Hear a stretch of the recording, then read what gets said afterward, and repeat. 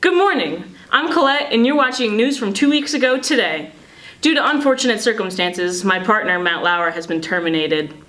To fill his place today, we welcome our special guest, Emma Dodonna. Hey! Hi, Colette. How are you? Good, how are you? I'm good. Thanks for having me. Here's today's top stories. Imgur, a satirical website, was hacked last week. Ermagerd, so was Uber. That's right, Emma. Uber paid the hackers $100,000 ransom to keep quiet about the hack. After hearing this, a woman in Texas decided to ride her horse home from the bar instead of driving. Little did she know, she then found herself behind bars charged with a DUI. Here's the clip.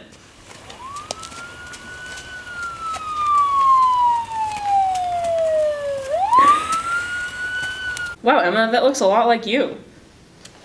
In other animal news, a dog found himself in a sticky situation when he was chasing a cat and fell into a 5-foot hole dug by a tortoise. But he'll never chase a cat again. In sports news, LiAngelo Ball was caught shoplifting in China and was looking at 10 years in prison.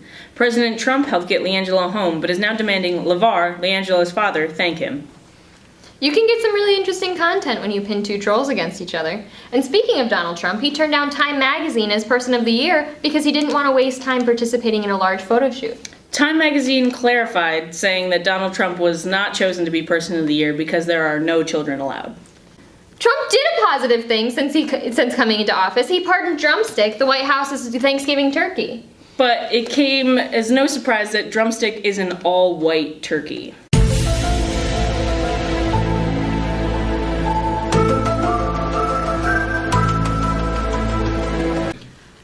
The Troy Turkey Trot was held on Thanksgiving, giving people an opportunity to burn some calories before Thanksgiving dinner. But they saw a low turnout this year. Must be these lazy Americans. For the gamers out there, it was announced on Thanksgiving Eve that a Harry Potter version of Pokemon Go is being created and is set to release in early 2018. Man, I love those Japanese. Speaking of Asia, we're going to send it over to our favorite Asian correspondent, Jay. Reporting from North Korea. Thanks, Colette. Reporting from underground North Korea. Last week, U.S. President Donald Trump tweeted that he would impose additional major sanctions on top of the already existing restrictions put in place by the UN earlier this year. But this didn't stop North Korea's leader, Kim Jong-un, as he fired his latest missile that went far enough that it could now reach mainland America. In preparations for this, U.S. state Hawaii has now announced that they will start testing their World War II sirens just in case.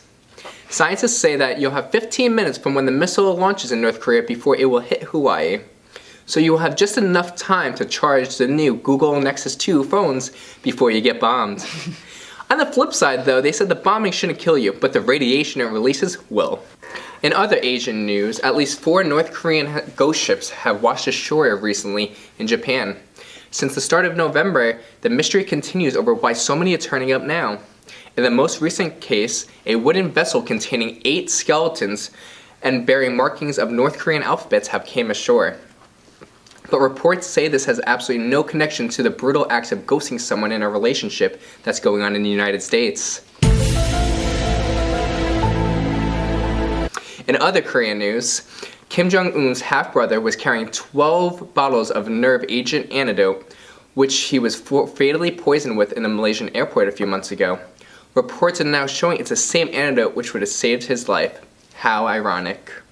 That's it from North Korea. Over to the UK. Ella, take it away. Hi! So welcome to the British news. Stay safe out there, Jay, by the way. But let's talk about a promising relationship. The royal engagement. You've heard about it, you're probably so excited. Probably bored of it, but we're British. We've got to concern ourselves with all things royal. It's going to be the wedding of the season. It's going to be lit. The Queen is going to meet the Markles. She's going to drop dead at that reception. The flavoured food, mate. Oh.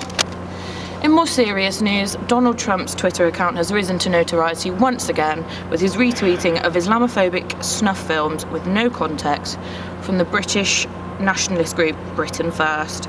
Theresa May quickly condemned this upon calls for her to cancel the state visit as a result of this.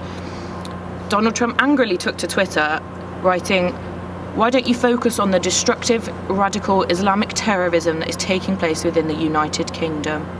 In his anger, he tagged the wrong Theresa May and ended up tagging a West Sussex mum of 3, Theresa May Scrivener, whose account only has 6 followers. When asked for comment about the results of this tweet, she said, "He needs to think before he tweets. If I wanted fame, then I would have gone on X Factor." She later added, "I'm just glad he wasn't contacting me about going to war with North Korea." Thank you. Back to the studio. Thank you to our international correspondents. That's it for news from 2 weeks ago today. Goodbye forever. Back to you, Professor Brennan.